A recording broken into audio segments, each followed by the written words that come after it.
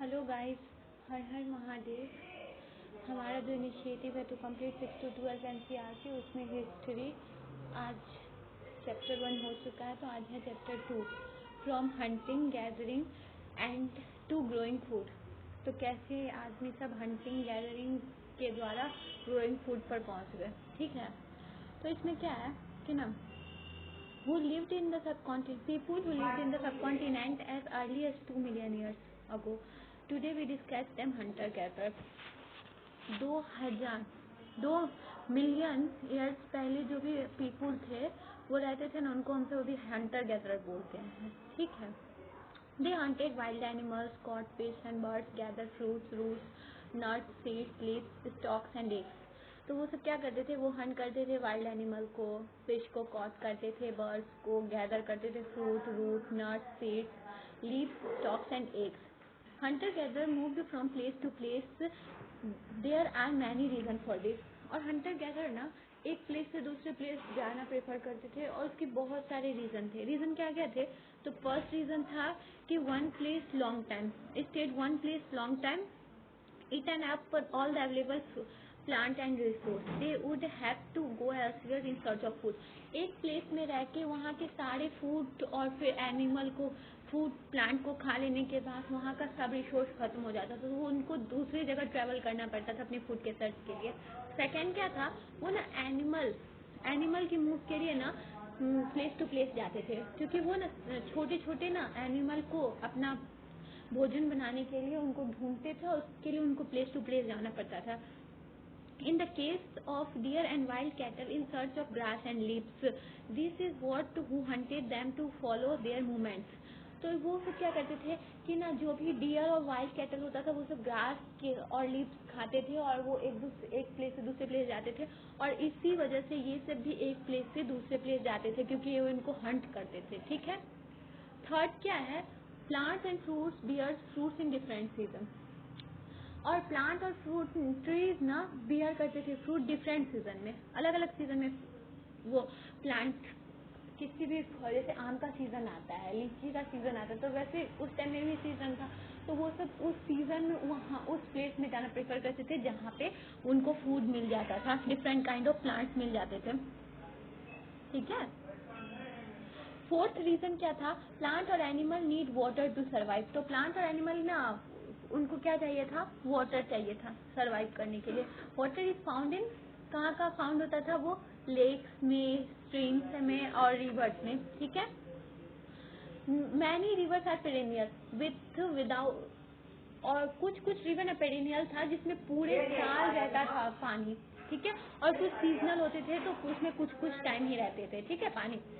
People living on their bank would have had to go in search of water during the dry season. और जो अलग जगह पे रहते थे, सीजनल वाले वाटर जगह पे रहते थे, उनको तो अब दूसरी जगह जाना पड़ता था पानी के लिए, सरवाइव करने के लिए। तो वो सीजन टू सीजन अपना चेंज करते थे और अपना ट्रेवल करते थे। How do we know about this people, हम सब कैसे जानते हैं पीपुल के बारे में? आर्कियोलॉजिस्ट की वजह से भी जानते हैं। Some things hunter gather used, जो चीज हम हंटर गैदर यूज करते थे उसकी वजह से हम सब जानते हैं। आर्कियोलॉजिस्ट ने वो सामान सब ढूंढे हैं, उनमें क्या क्या है, स्टोन्स है, stone tools of stone tool है। ठीक है, स्टोन टूल है, वुड है और बोन है। ठीक है, स्टोन टूल है सर्वाइव बेस्ट, और स्टोन टूल जो उसमें था वो सबसे ज्यादा सर्वाइव किया है। Some of this stone tools were use to cut meat and bone, और इसमें से जो यूज किया जाता था किस चीज के लिए, कट करने के लिए मीट और बोन को। ठीक है,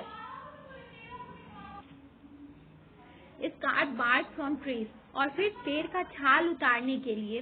ठीक है, हाइड एनिमल स्किन को हाइड करने के लिए। चॉप फ्रूट एंड रूट्स, और फिर फ्रूट और रूट्स को चॉप करने के लिए। ठीक है,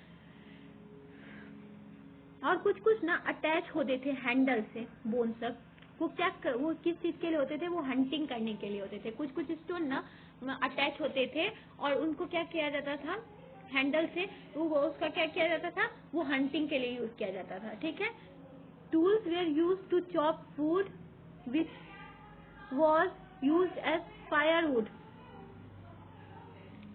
और वो सब क्या करते थे, चॉप करते थे फूड और फिर यूज करते थे इस चीज को फायरवुड के लिए, ठीक है।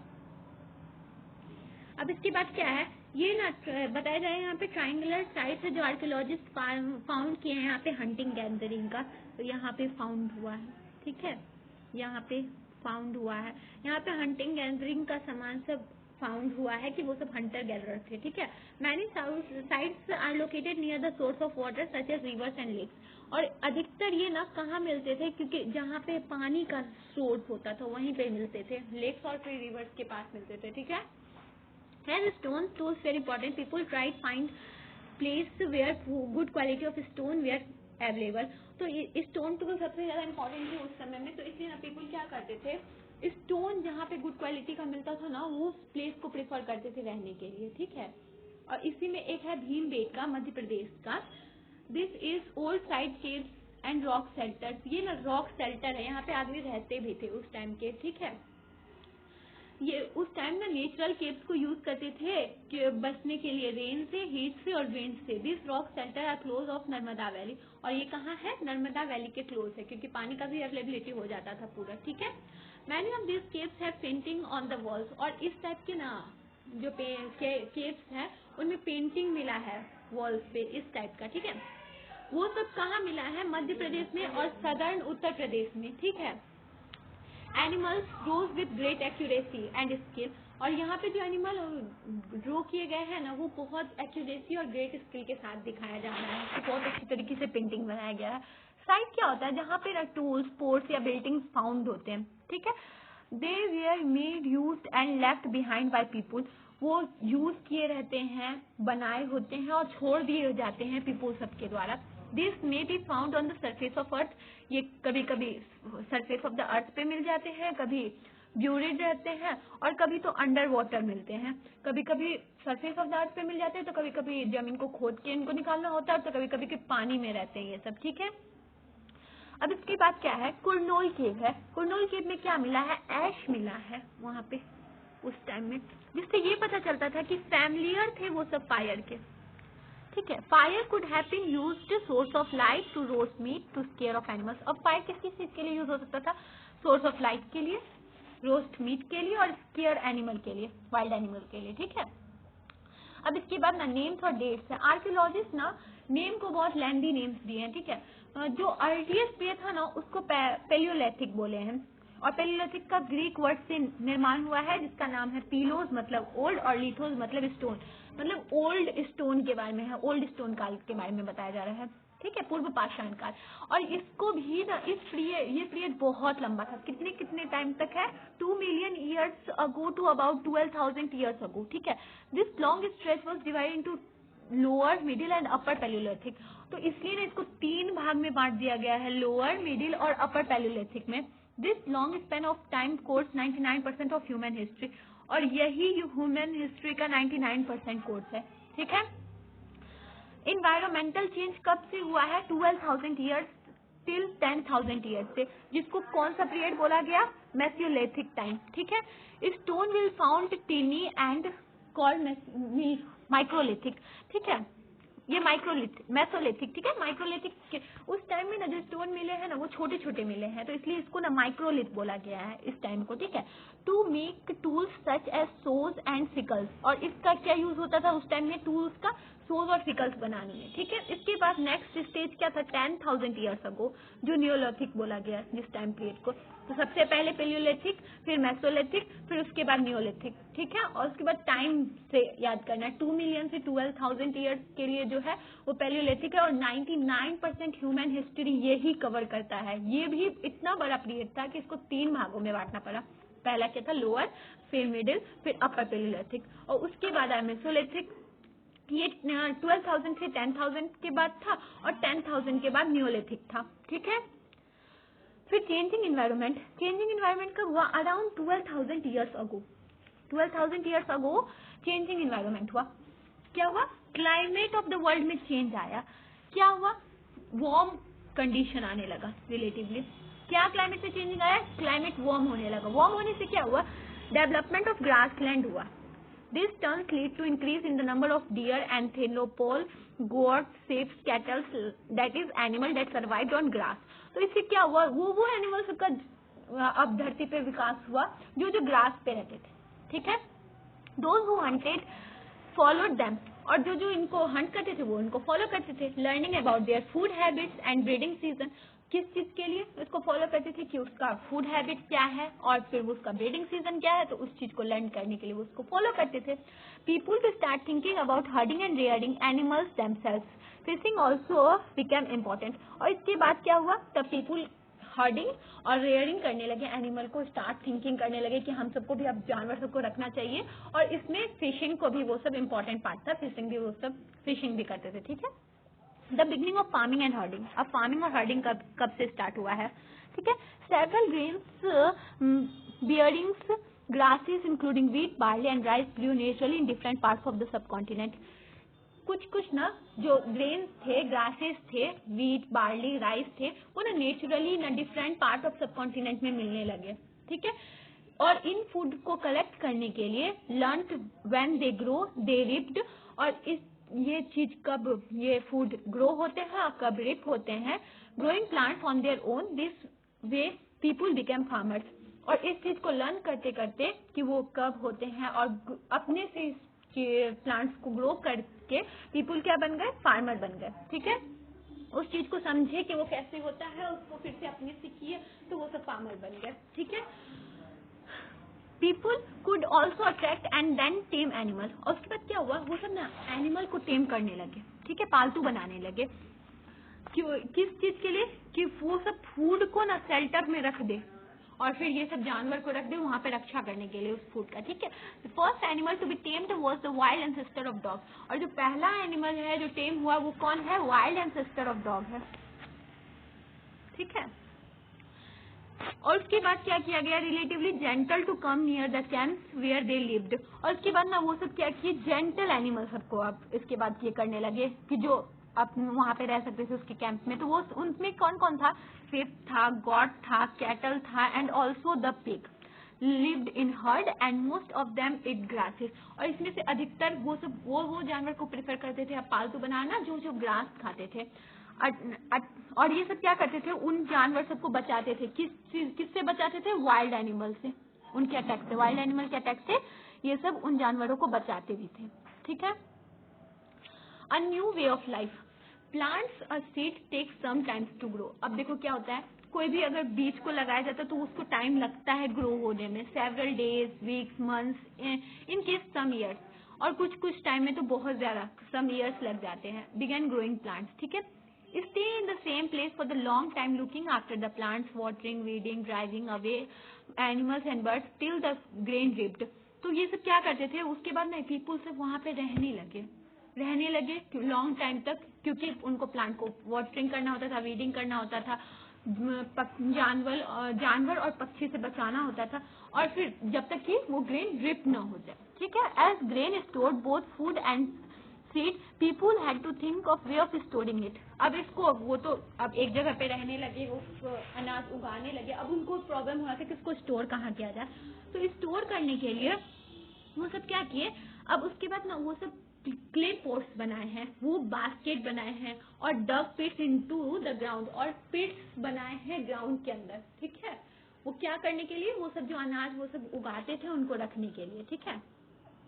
अब storing animal multiply naturally, they provide milk, source of food and meat, reared store of food.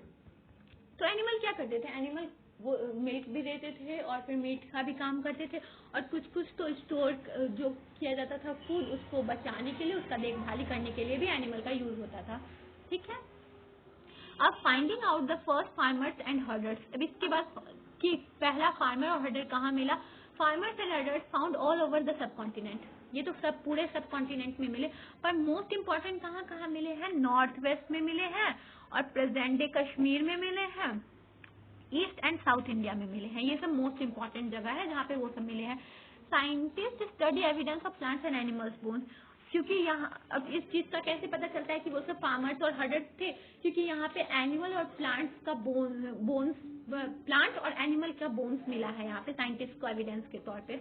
Remain of burned grains, और उसके बाद बर्न्ड ग्रेन्स भी मिला है, जिससे ये पता चलता है कि वो सब ना फायर से भी अवगत थे उस टाइम के आदमी। Crops were grown in different parts of the subcontinent, और क्रॉप्स क्या होता था, ग्रो होता था different part of the subcontinent में, ठीक है।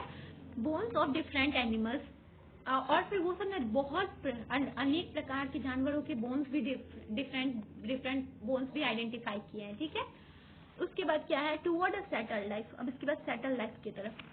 Archaeologist have found traces of huts and houses at some sites, अब इसके बाद ना आर्कियोलॉजिस्ट ये भी फाउंड किए हैं कि कहीं कहीं हट्स और हाउसेस भी बने हुए थे उस टाइम में। वो प्लेस कौन सा है, वुड्स होम है, जो प्रेजेंट डे कश्मीर में है, ठीक है।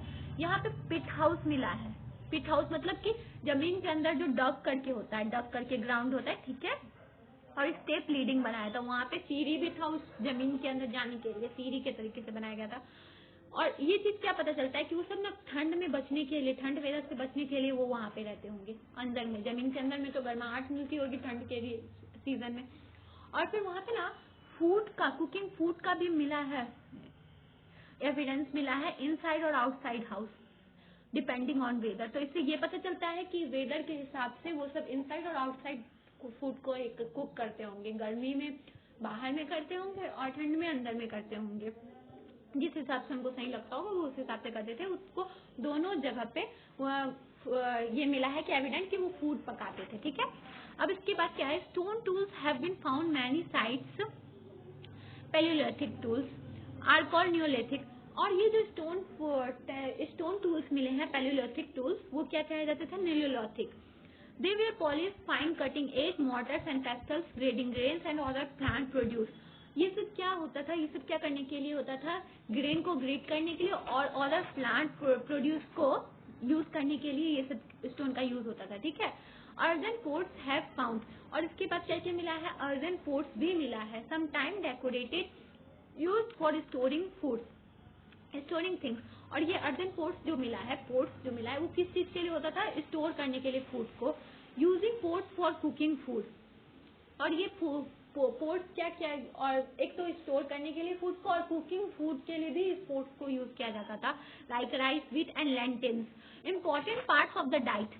और ये सबका इम्पोर्टेंट पार्ट था डाइट का, राइस, व्हीट और लेंटिल्स। दे बिगेन वीविंग क्लोथ, और उसके बाद क्या करने लगी, वो सब वीविंग करने लगे क्लोथ को डिफरेंट काइंड्स ऑफ मटेरियल में, ठीक है। Man and women continue to hunt and gather food, और ये मैन वोमेन कंटिन्यू करते रहे हंट और गैदर करने लगे फूड को, ठीक है। People added farming and herding slowly on several 100,000 years over cent, और पीपुल अब फिर उसके बाद फार्मिंग और हर्डिंग को स्टार्ट कर दिए स्लोली, कितने, ओवर सेवरल 1000 ईयर्स पहले, ठीक है। उसके बाद क्या हुआ, doing different things different season, और ये सब क्या करते थे, डिफरेंट सीजन में डिफरेंट थिंग करते थे। अब अगर गर्म, उनके हिसाब से होता था कि अगर गर्म ज्यादा है तो वो क्या करना प्रेफर करते हैं, फार्मिंग या हर्डिंग, तो जो उनको सही लगता था वो उस टाइम में वही चीज करते थे, ठीक है। अब देखो मेहरगढ़ का हम सब एक बार देख लेते हैं, ठीक है। मेहरगढ़ ना फर्टाइल प्लेन में था, ठीक है, बोलेन पास, और ये कहाँ पे है, नियर बोलेन पास में। Important routes in Iran, Iran का ना इम्पोर्टेंट रूट है यहाँ पे, ठीक है। Learn to grow barley when rear sheeps and goat for the first time in the area, यहाँ पे ही सबसे पहले ग्रो करना बार्ली, व्हीट और रियर शीप और गॉड को फर्स्ट टाइम यूज किया गया इसी एरिया में। Animal bones were found, wild animals such as deer and pigs, also bones of sheeps goats are found. तो यहाँ पे बहुत सारे एनिमल के बोन्स मिले हैं, जिससे पता चलता है कि उस टाइम में वो सब एनिमल को यहाँ पे रेयर करते थे, ठीक है। Mehrgarh include remains square of rectangular house, तो वहाँ पे ना ऐसे हाउस मिलते थे उस टाइम में, ऐसे हाउस होते थे, उनका अभी भी एविडेंस है। हाउस हैव 4 और मोर कंपोनेंट्स, देखो ये 4 कंपोनेंट्स है यहाँ पे 4 कंपोनेंट्स है। तो हाउस ना 4 कंपोनेंट्स में बना होता था, यूज्ड फॉर स्टोरेज, इस किस चीज के लिए, स्टोरेज करने के लिए वो सब घर बनाते थे।